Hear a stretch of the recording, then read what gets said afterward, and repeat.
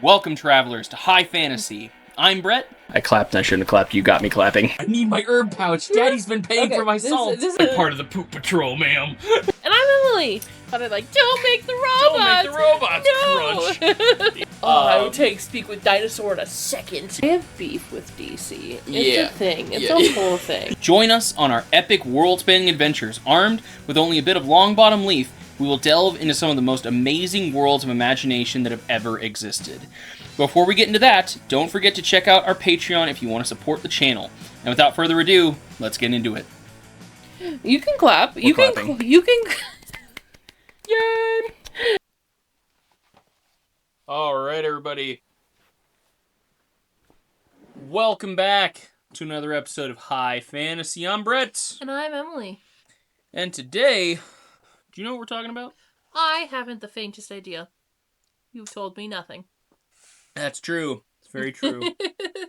Well, today we're going to be talking about the largest MMORPG in the world.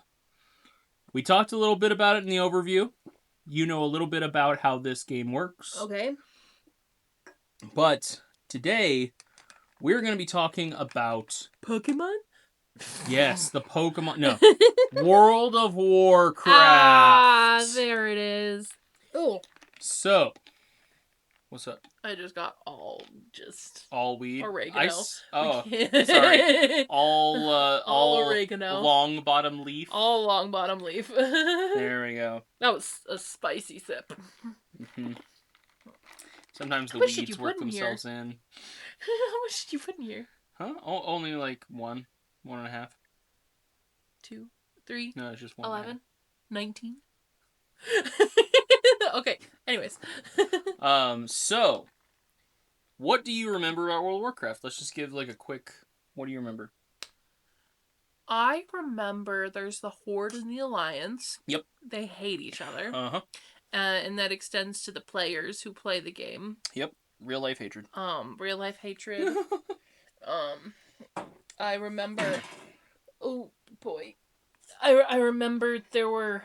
I remember... Dark Elves. And, Night Elves, yep. Oh, it's Night Elves. You can cut that out.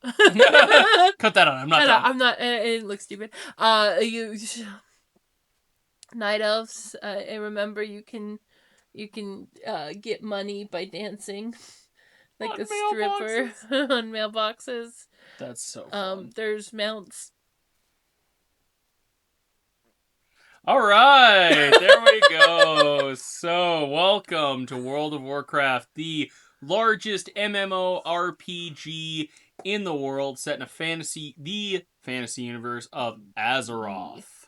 The fantasy universe. Now, this is your typical high fantasy, swords and sorcery, elves, dwarves, all that kind of fun stuff, with some steampunk aspects thrown in as well. Love it. But we're going to harken back. Oh, okay. We're going to go back to really talk about World of Warcraft. We're going to talk about some of the numbers, and we're going to talk about the first couple expansions that ever came out for World of Warcraft. And that is going to lead us to go all the way back to before World of Warcraft was created. And it was not World of Warcraft. It was simply Warcraft. Oh, wow. Okay. Tell me about it. I'm all ears. So, the very first expansion Mm-hmm. for World of Warcraft was called the Burning Crusade. Okay. Now, something to know, in the Warcraft games, there were these guys called the Burning Legion. Okay. And it's basically hell. That makes sense. Demons, that kind of stuff. They were trying to come and destroy Azeroth. Okay. Well, they did this by invading a place called Outlands. Okay. Outlands was the original home of the orcs. Now, just like what you would expect normal demons, there's only so much they can do, right? So they can influence, they can direct, they can kind of like tempt you in certain ways, but they can't do anything without direct help. Okay. So, there was this dude. His name was Gul'dan. Okay. Gul'dan was raised as an orc, because he is an orc, but he was born with a spinal deformity. Okay. Which made him extremely weak compared to most orcs. Now, we're going to talk a little bit about this because it bears mentioning. He was picked on and abused his entire life. That's not very nice. A lot of his orc, let's say, brethren, thought he was a mistake. That's not very nice. Now, things weren't going great for Gul'dan. Yeah. He was bullied. Until, he found this, power, let's say. It's called Fel. Okay. Magic, and it is directly demonic. Okay. Anybody dealing with Fel powers is dealing with demons. Now there's a lot of people who deal with that. Gul'dan is largely considered the most powerful warlock that has ever been in Azeroth. Okay. And he came up with this really cool idea, right? Because he started getting in touch with demons. And as it is with most demons, like the whole blood sacrifice, all that kind of fun stuff, they were like, hey, you want power? And he's like, yeah. They're like, cool, what do you got? And he's like, how about a fighting force strong enough to take over a whole planet?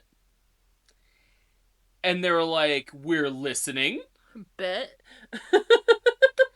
So, juiced up with all this new Fel energy that he has, he goes and he talks to the leaders of the different orc tribes. Okay. And he's like, listen, y'all a bunch of bitches. Y'all a bunch of pansies, okay? You want to know how to not be a pansy? Check this shit out. I've got this demon blood. And it's super cool. Soup's cool. Because it's going to give you the strength of 10 orcs. And they're like, uh-huh. So, he gets himself a champion. Drinks this demon blood. Now, orcs are brown.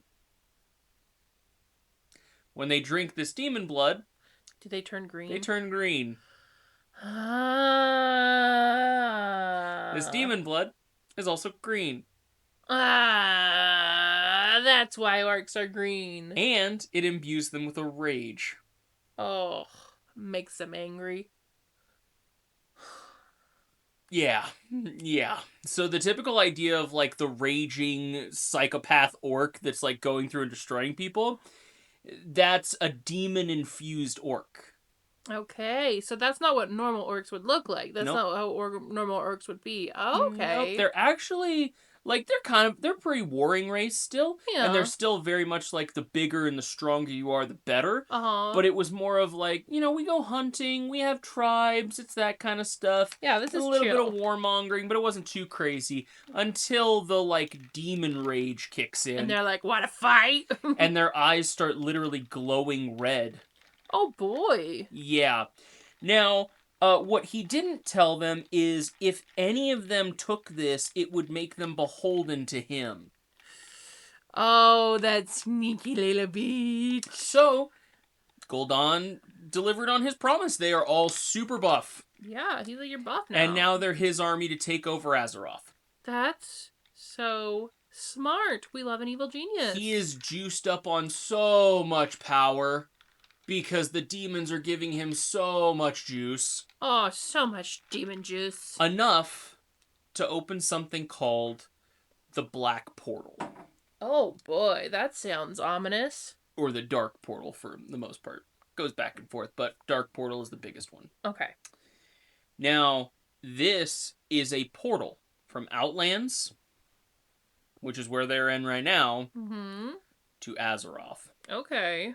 This is where the invasion would start. Okay. So, hence the beginning of the Warcraft franchise, we got orcs.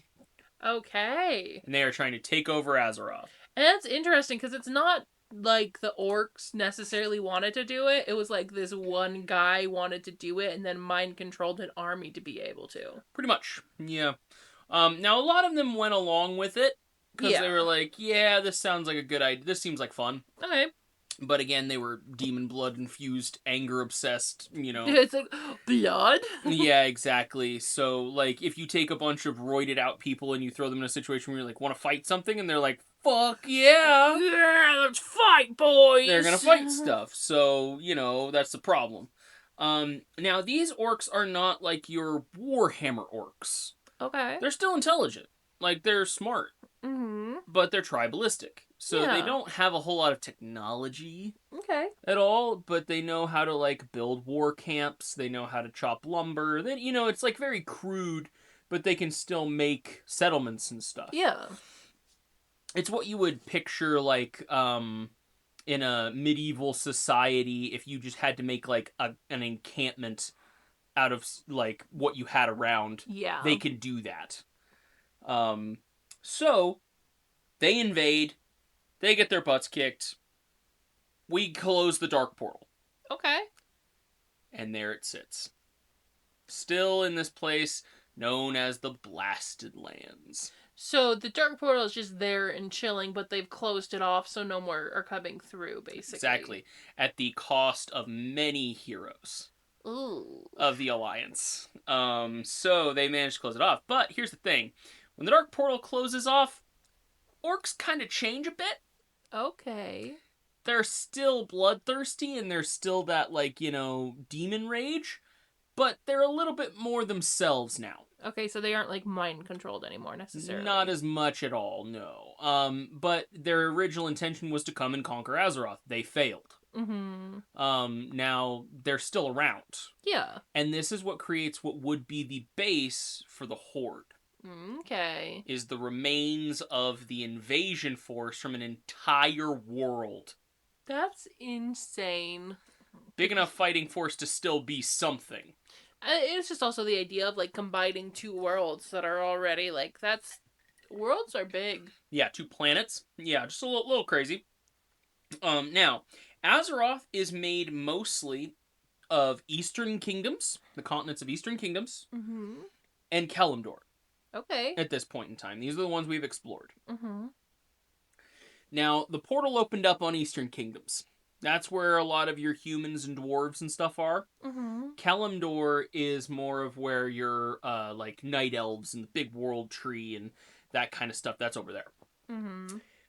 Across the ocean. Yeah. So, the night elves are still part of the Alliance at this point, and it actually, if it weren't for the night elves, they wouldn't have been able to fight back the Demon Legion, so big pivotal role played there. But anyway, now during this time, many heroes stood up and many fell.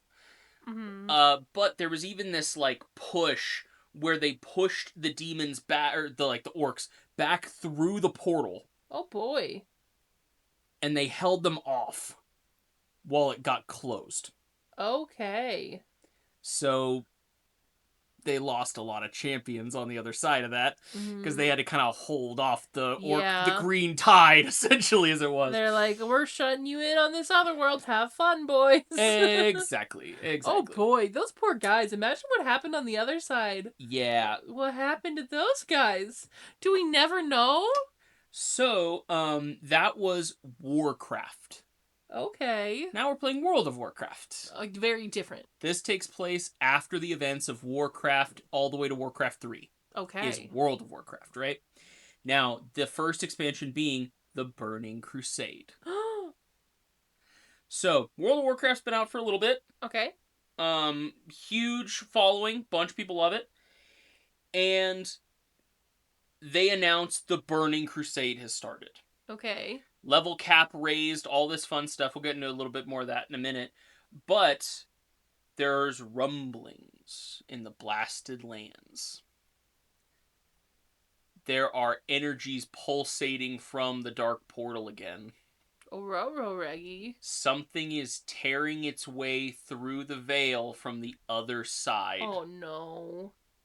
Oh no. Is it the heroes that were left behind? Well, now, the Burning Crusade, the first day it was out, sold 2.4 million copies on release day, making it the fastest selling PC game of that time, with a total of 3.53 million sold in the first month. Wow. All the way back in 2007.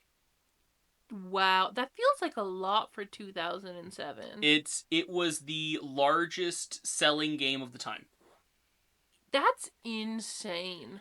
Even going so far as to break records, like world records. Damn. Now, this expansion added the Blood Elves for the Horde, Nice. and the Draw Knife for the Alliance. And the first time Horde could play as Paladins, and Alliance could play as Shamans. Oh, interesting. For the very first time ever. Now, since we already know about the Orc invasion of Azeroth, we know what was going on there. So we know that the Dark Portal got sealed until the Doom Lord Kazakh reopened the Dark Portal, flooding Azeroth once again, not with orcs, but demons. The Burning Legion has arrived on Azeroth. Oh boy. So would this portal lead to the same world that the orcs came through on, or is it leading to a different world? The shattered world that the orcs came from. Because you have to remember, they made a huge deal. So they took a big bunch of people from that place that's now just gone, and they left it a demon-strewn hell pit. Ew. Ooh. Ooh. Now, both the Horde and the Alliance, with the help of their new Blood Elf and Draenei allies, not only managed to push back the demons to the Dark Portal, they managed to mount their own expedition into the Outlands. Oh, so they're working together now. They have to work together. They have to, because it's survival mode. But it's an uneasy friendship. Right. They're at any point in time, they're like, when can I stab you in the back so I can get a benefit here? I'm gonna stab you. It's literally like, I will leave you to die if that means that I save one of my men. Right. Like, you're not important to me at all. And it's also a big thing you have to think of, where it's like, you have two of the largest factions in a fantasy world vying for potential mineral rights of this new world that you haven't been to in how long? Like, the Orc Wars were generations ago. Yeah. King Varian, at this point in time, who's the king of the Alliance, his grandfather was, like, the general in the first wave. Jeez. Which is one of the reasons that Varian is so steeped in orc hatred, because his whole family fought and died, for the most part, against the Green Scourge. My father was a soldier. His father before that was a soldier. And I am still. So, and again, Horde and Alliance don't work well right now. No. Buckley, come here, baby. Come here. It's okay. Lay down. So since the Horde and Alliance don't work well right now, it's literally like King Varian, the warrior king of the Alliance, is having to team up with the Horde. And they're not liking it. They're not happy about it. They're like, this is stupid. No, we don't need you. This is stupid. But we do need you. But this is stupid. Exactly. So they end up pushing back the demons through the Dark Portal. On the other side of the portal, however, they find old allies, long thought dead. They're still alive, baby! And they're still Alliance? Oh yeah, they are. Now the Horde find the Mogkar, orcs that are that are brown, because they never drank demon blood. Okay. And they got left behind when the old orcs attacked Azeroth. So they kept up their tribalistic ways and just said, okay. So were they just chill with the heroes? They're like, yeah, you're fine. Like, the thing is, they end up joining the Horde. Okay. Because they're like, those are still orcs. Yeah. Like, those are still our guys. And they're like, we've come back to help you. And they're like, hell yeah, brother! Cool. Let's go! And they're like, but we hate these guys. And they're like, all right, we hate these guys. Like, so If you say so. it's very much like, you know, if you saw your distant cousin and he came riding in helping you kill skeletons and told you that these guys were bad guys, you're like, okay, sure. We're gonna believe you. But yeah, so they found they are called the Mughar orcs that are still brown. Okay. And now are still and have been natives of Outlands. Okay. Like they managed to survive this entire time in this now demon-fueled hell pit. That's insane. And the Alliance found several of their champions that they thought dead alive and well. That's crazy. How did the champions survive? Because they're badasses. So it's basically like, think about it this way. They sent platoons of Alliance, like whole regiments of troops, through this portal to hold the gate. So is this the descendants of the heroes that Yep. went through?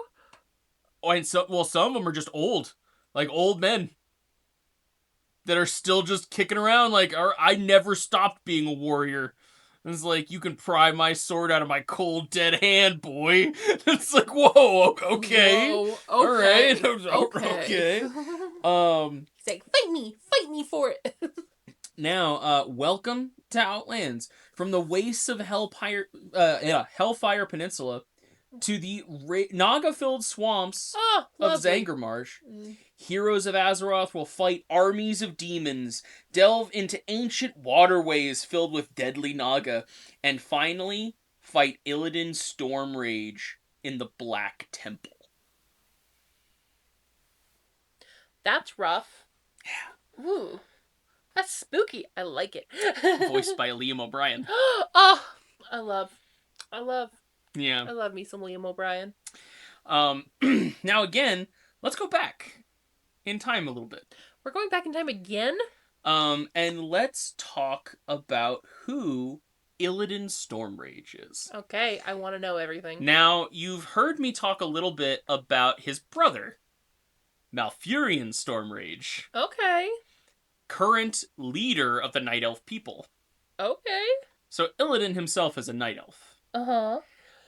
Now, Night Elves at this point in time are not what they once were. Okay. So they had this thing called the Moonwell. Mm-hmm. And it was an extremely powerful magical device that gave the elves immortality. Oh, well, okay. Yeah, so the Night Elves were rocking the Moonwell, and they were kicking ass. Like, culturally, war, everything, Night Elves were just superior. The thing about it is they were super big on druidic practices as well. Okay. But they also really liked magic. Okay. But it was this harmony between nature and them. So they're very like whimsigoth. Yeah. They were like dark cottagecore. I love that. Yeah, so like, well, not even dark cottagecore, right? Because there was nothing dark about them. Like they were all about nature, all about like the beauty of elven society. Mm-hmm. So it's like we're talking like silver buildings in the middle of forests with branches and beautiful flowers so they were everywhere. Just like your basic wood elf. Yeah, kind of. Okay. But again, now a emphasis on the magic as well, because they have this big freaking thing called the Moonwell. That's giving them immortality. They just live forever casually. Yeah. Does immortality include people trying to kill them, or is that just an age thing? Almost for the most part, the Moonwell would keep them alive unless they were like grievously murdered. Okay, like they were like extra murdered. Yeah. Malfurion and his brother Illidan both even practiced under the tutelage of the demigod Cenarius. Okay. Who was at the time kind of the manifestation of nature. Okay. So he was this large centaur. Oh my, I love a good centaur. That was a combination of a night elf and like a horse. Uh-huh. And yeah, his name was Cenarius. He was a demigod of nature. That's dope. And Malfurion was great. Uh-huh. He was literally like gonna be the next leader of the night elf people. Picking up all of Cenarius's teachings super easily. Mm-hmm. Illidan, not so much. But they were both fighting for the love of one woman. Oh, it's always about a woman, isn't it? Tarandi Whisperwind. Okay, what's Tarandi's deal? Tarandi is a priestess of the moon god that the elven people worship, known as a loon. Love it. She is at this time just like a handmaiden. But she's gonna We get there. Can we talk about this? It's in any sort of like Greek sort of like Greek story or just like a lot of fantasy stories in general. It's always the priestess. Men love a good priestess. Oh yeah. Can't say that they're wrong, but you know. Well, also, so I do have something really fun to tell you. Oh, Malfurion's training to be the next High Druid. okay. So the druids of the Night Elf people are revered for the fact that they are very knowledgeable and very Yeah. great at healing and all that other stuff. But they go into this thing called the Emerald Dream. Uh-huh. It's at this time almost exclusively men. Okay. When they go into the Emerald Dream, they are so vulnerable because it's literally like you're dreaming. So you're sleeping under a tree is what's happening. Oof. There's this big hollowed out like tree and you are sleeping in this cavern. Now, the Night Elf people were like, "Oh, this would be real bad if somebody came through and just, I don't know, slit their Yeah. throats in their sleep." Yeah. So they came up with their own protection unit Oh boy. called the Sentinels, Ooh. a group of all female Night Elf warrior women. I love a lady with a sword.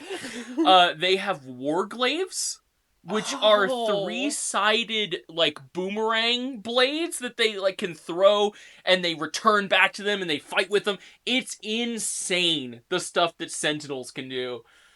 And this would even advance their other war technologies because they have things called glaive throwers, Oh. which is a large siege weapon Uh-huh. that throws a huge spinning glaive at enemies and is strong enough to chop through like 10 trees at once Uh-huh. with the amount of like force it comes out with. Because Night Elf's all about renewable resources, so you just go grab that sucker, load it back Yeah. up, go again. Some of the other things that help the Night Elf people are treants.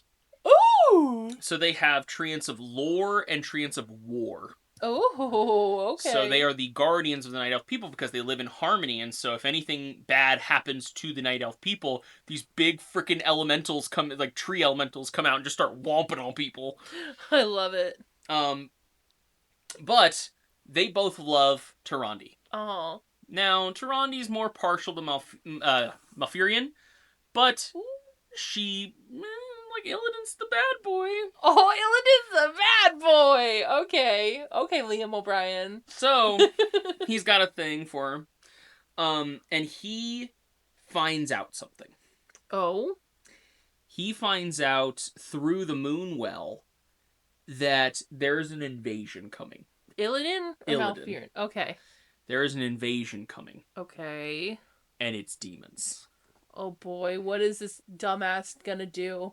Well, everybody's kind of like searching for power at this point. Now, Malfurion's like, our power will come from nature. Yeah.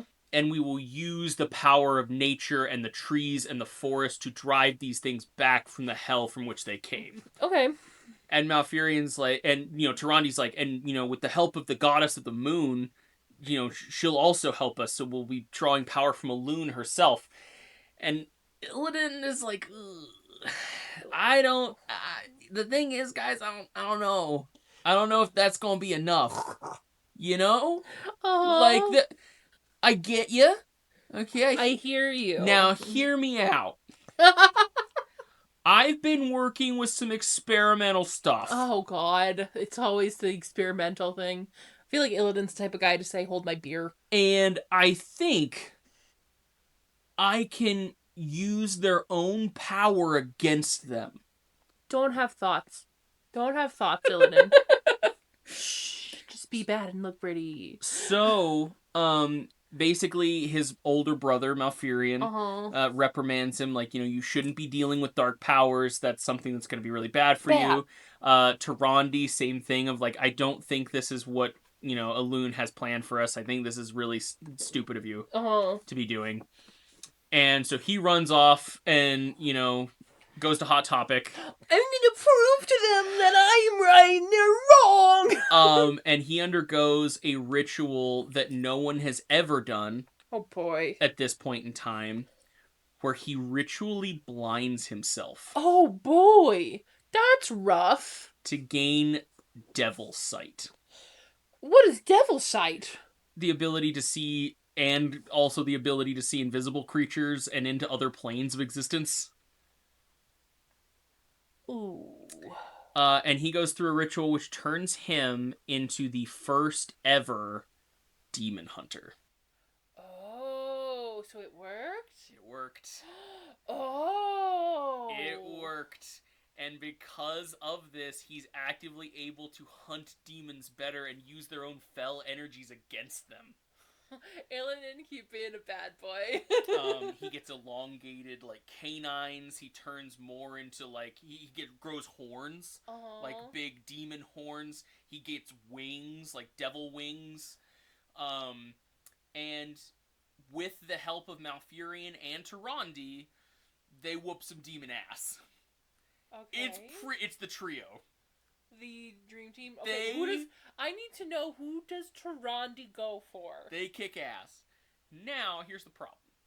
At the end of this, Tyrande and Malfurion, no, don't do it.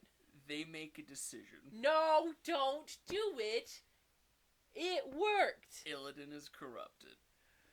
No, don't do it. And while he can't kill his own brother, they need to find a way to cure him. They need to find a way to cure him. So, there's this other night elf that's been around for a while. Her name is Maeve. Okay. Maeve Shadowsong. Okay. And she's the head of these people called the Wardens. Okay. And they imprison people, like, in giant crystals. Sometimes it's just, like, you know, a bad guy in particular that they're like, alright, you're doomed to imprisonment for 10,000 years, etc., etc. So, Maeve throws him into a crystal. The betrayal. Yeah.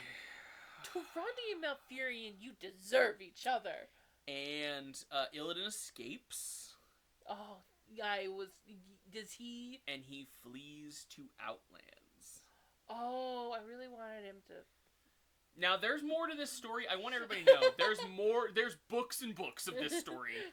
And it's a big, like, love loss. He feels betrayed by Tyrande and Malfurion. It's this big thing.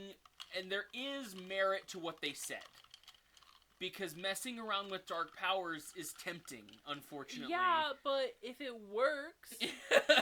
And it's like, just because it worked now doesn't mean you're not going to become the new problem. He becomes the new problem. Yeah, well, maybe he wouldn't have become the new problem if you didn't lock him in a freaking crystal. Do you think that's the way you're gonna solve your problems? Well, you're gonna lock him in a crystal to make him more like you? Of course he's the problem now, because you treated him like a problem. Oh, I'm mad. Yeah. So, here's the thing with Malfurion. He's like, he goes into a really big mindset of the ends justify the means. So he knows that the Burning Legion's still out there. And he's like, that's priority number 1. Yeah. We beat them this time. That doesn't mean we're going to be able to do it again when they come back, and they are going to come back. So, he starts making some, let's say, not great deals with people. Forming alliances. He himself is an extremely powerful individual. Yeah. There's a bit of enslavement. You know... Oh, this guy's bad. I don't like him. Starts getting not super great, because again, it doesn't matter what I have to do, because if I don't do this, we're all dead. Yeah, like, it doesn't... That's why it confuses me that they would lock Illidan in a crystal, because he helped them. He was actively an asset. So it feels like if the ends justify the means, why aren't you justifying this? Well, because that's Illidan. That's Illidan's point of view. That's not theirs. Oh, Illidan is the ends justify the means. The ends justify means. So there's enslavement.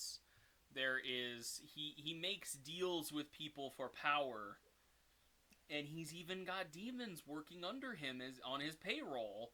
So it's like, but it's okay because they're under his control. And if they're gonna help him fight the Burning Legion, then it's okay. You see what I mean? I get it.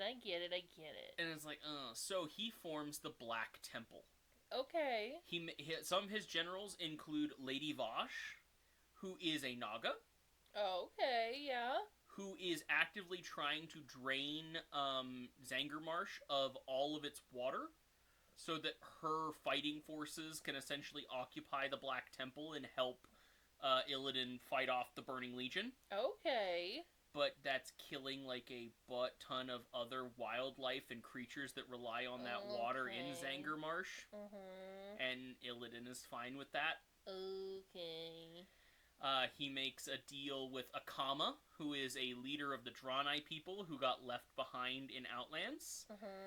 And they end up basically enslaving a bunch of Draenei to work for them. They're called the Broken. Oh, no. Because their will is broken. Oh, no. Oh, no. No! Shh! Let me like Illidan! Now... he is the bad guy. Like, he's the main antagonist of the Burning Crusade. So you're going to go through and you're going to fight his lieutenants in different locations. He made a deal with Kel'Thas, I think it's Bloodstrider. Okay, but my question is, did he do any of this before he was given the boot and put into a crystal? No. So this was all after he was betrayed by his loved ones. Interesting. Again, so there is a lot of this story that is not being told. He is known as Illidan the Betrayer, by the way. I feel like he was Illidan the Betrayed.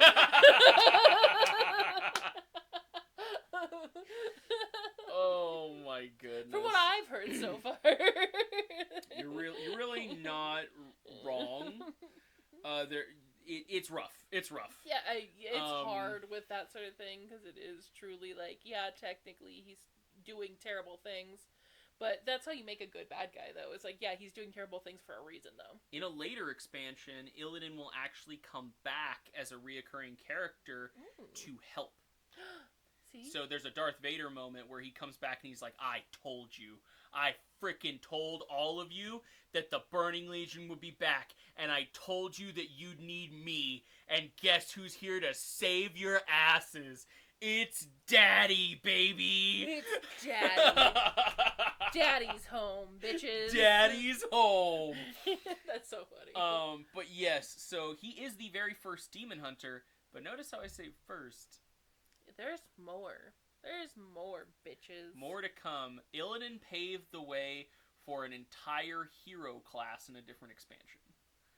But that's hot girl shit. That is a story for another episode.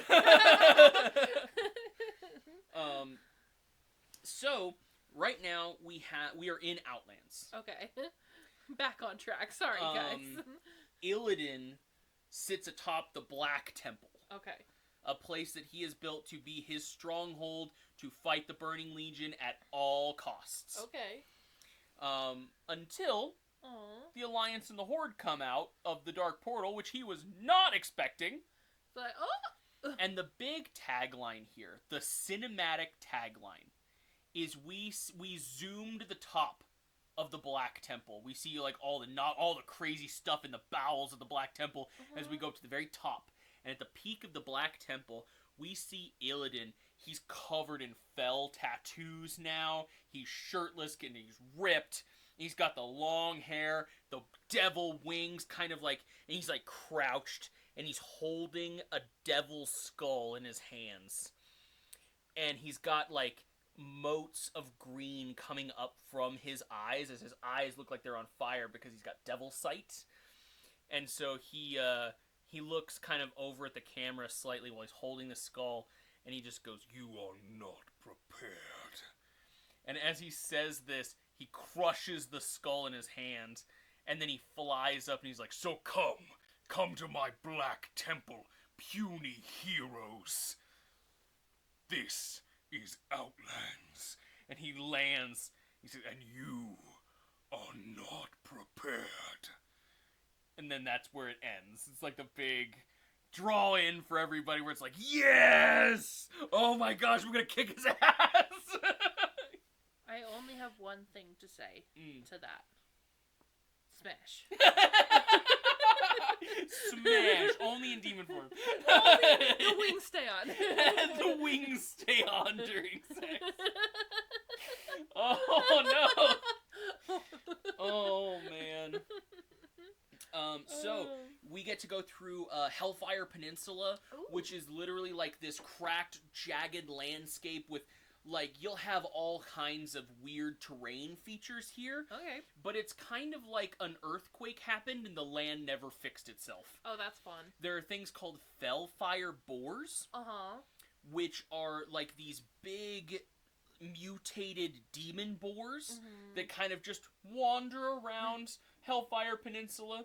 There's something called the Fell Reaver, which players will automatically probably be having flashbacks to this because it wanders around Hellfire Peninsula, and if it finds you, it's a one-shot kill.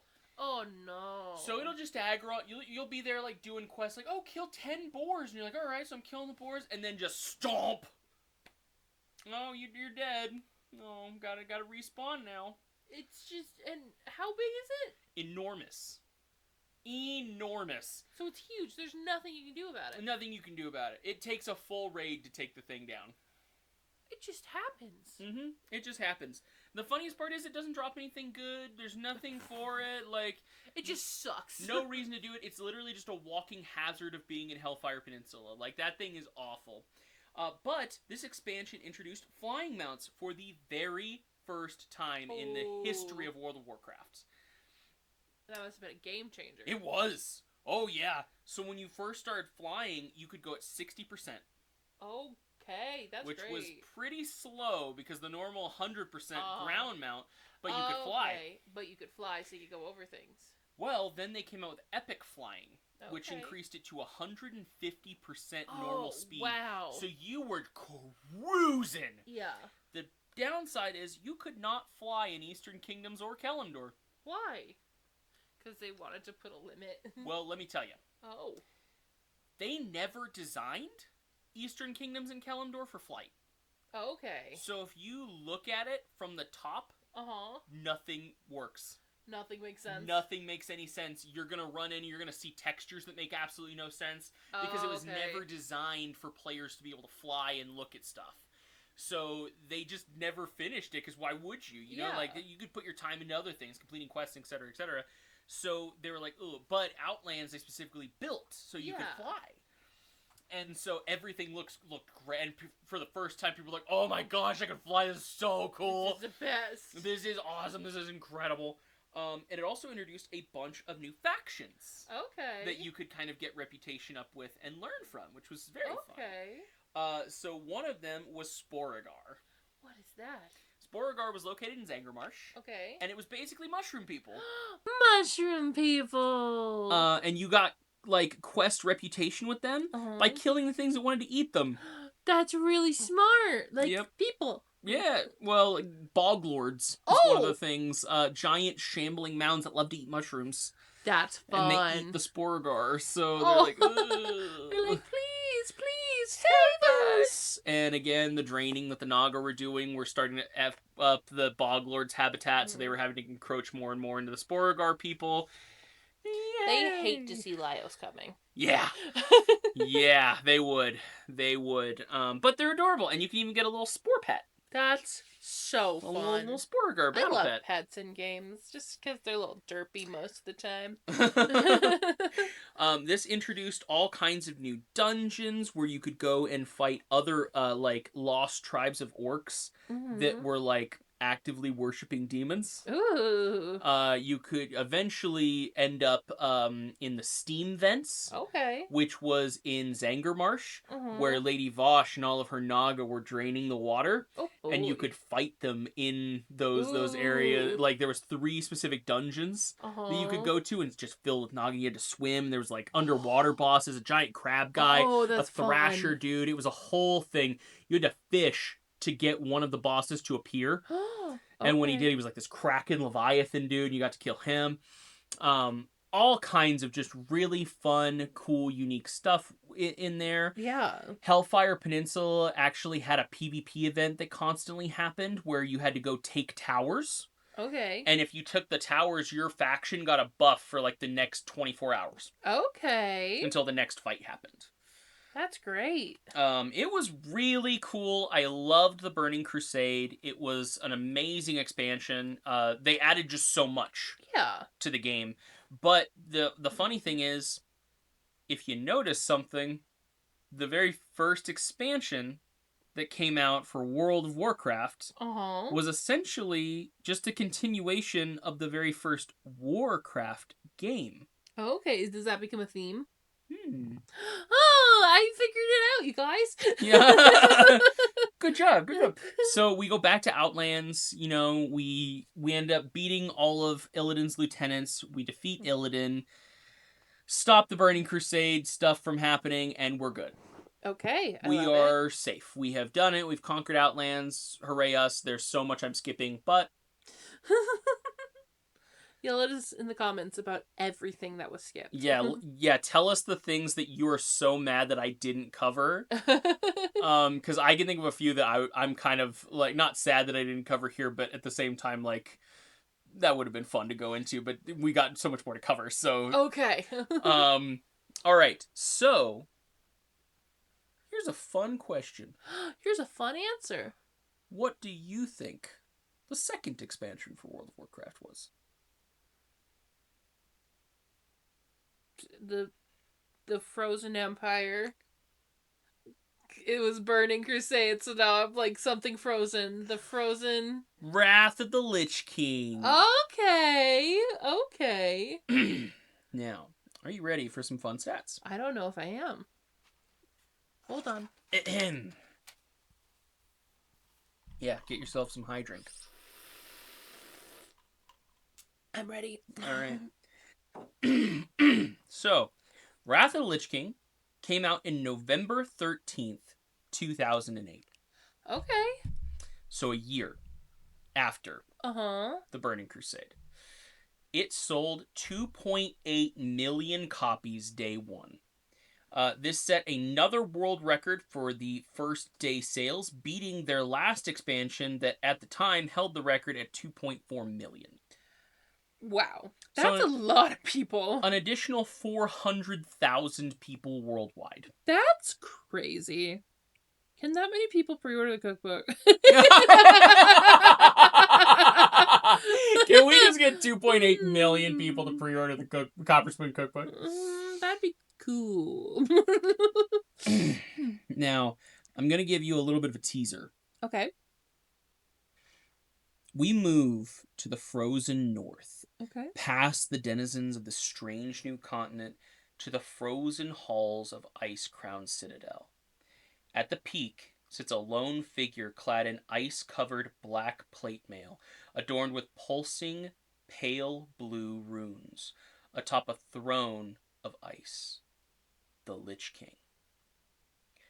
But to understand how we got here, we have to go back to a time long ago in the Eastern Kingdoms, in the then capital city of the Alliance, Lordaeron. We follow our hero, Arthas Menethil, Mm-hmm. Crown Prince of Lordaeron and the only son of King Tyrannus Menethil II. Okay. So, Arthas, being literally like the firstborn son of the king, he was being trained by, I want to say it was Tyrion Fordragon. Either Tyrion or Might have been Uther. Anyway, he had a trainer. He was trained to Mm. be a paladin. Okay. For the Silver Hand was the name of the paladin order that he was a part of. Okay. Now, Arthas loved his people, and he was an amazing prince. Like, it's one of those, you see him walk down the streets clad in his ceremonial plate mail, and everybody's cheering for him all the time. Okay. Like, he's a real person of the people kind of guy. Okay, he's like Princess Diana. He is the champion of the people. Okay. No problem too small for him to deal with. And again, in a medieval type setting, a prince who's willing to ride out and deal with dragons on your behalf is a pretty well loved dude. Yeah. And especially as he is a paladin of the light, or in training, he will be kind of it's that religious tonality to it where it's like, oh, he's chosen by God kind of thing. Yeah. Even though that's not how the light works, but anyway. Now, even his teacher, who's the head of the Silver Hand, the Order of the Silver Hand, is like pretty proud of Arthas. Like, Okay. Arthas is one of his best pupil Okay. by far, hardest working, but he's a little. But yes, so he was loved by a lot of people, but his mentor thought he was a little brash. Okay. Because he had such a want and such a burning need to see justice done Okay. that sometimes he would charge into a situation without thinking it through. So he wouldn't think to himself like, oh, that's a big dragon. He would think to himself, hey, that dragon is terrifying these people. I need to deal with that. Okay. But he wouldn't be like, oh, I should strategize on how to do this. It's like, I'm going to beat that dragon because it's trying to murder these innocent townsfolk. Okay. So, he's a little bit of a meathead. Yeah. Like, didn't have a huge strategy for tactics. Okay. But, like, when you mean that well, also, we're talking Golden Boy. So, long golden hair that just always seemed to be flowy and silky. Blue eyes, a jawline that could cut glass. Okay. Like, and his big thing was he carried around, like, the sword of his people, the sword of his house, as well as, like, full plate mail. Okay, he was like the prince. He was the prince paladin in training. So Arthas also had a love interest. Jaina Proudmoore. Okay. Now, Jaina Proudmoore at this time was not an archmage. Okay. She was simply an apprentice. Oh. This was back in Jaina's heyday. This was like, she's, early 20s. Arthas is as well. But they had a little bit of a whirlwind romance. It was like a kind of would they, won't they. There are books about this again. Is it like romance style books, like Regency era style? Oh, I need it. Give it to me now. Give it to me yesterday. Yeah, it's this whole thing where it's like she's an apprentice and she's training to be a powerful mage, and he's the son of the king that's going to be the new king one day, but he's also trying to train to be a paladin.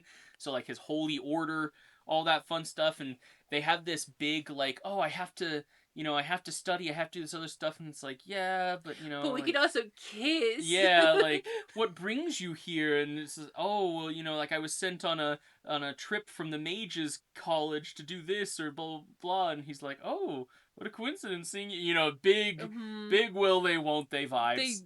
They just happen to be in the stables at the same time, and they're both giving each other eyes, but both of them are like, I have responsibilities. Yeah, like, I've got to do stuff. Did they ever kiss?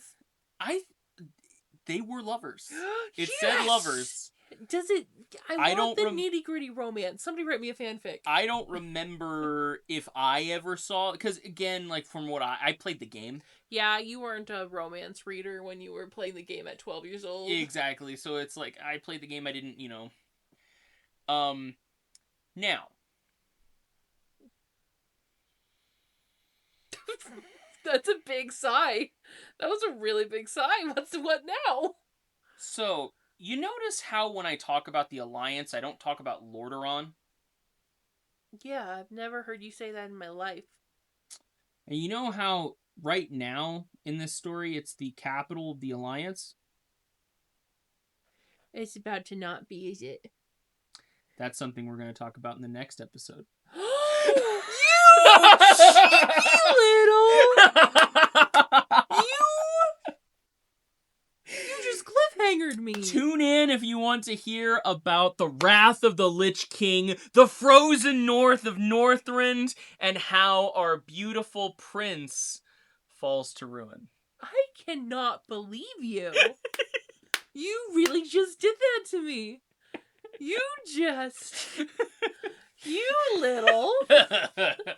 Oh, you're so proud of yourself, aren't you? I did say I was going to give you a teaser, and I think that was a pretty good teaser. I need to know more. Okay, well...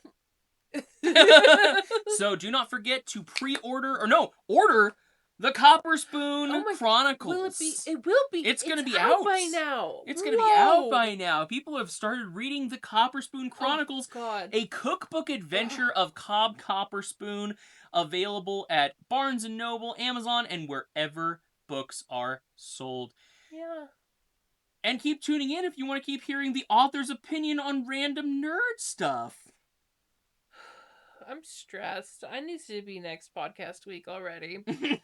All right, let's go, folks. We'll see you next time, merry travelers. See you next time, merry travelers. And until then, goodbye!